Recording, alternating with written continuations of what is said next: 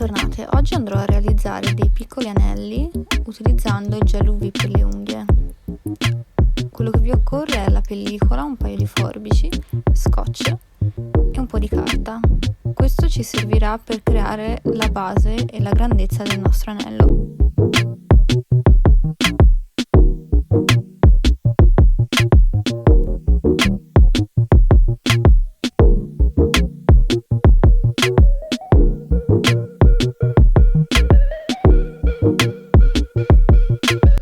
Dopo averlo ricoperto con la pellicola vado ad applicare tutto intorno il gel. Io vado a utilizzare questo molto vecchio, ma va benissimo.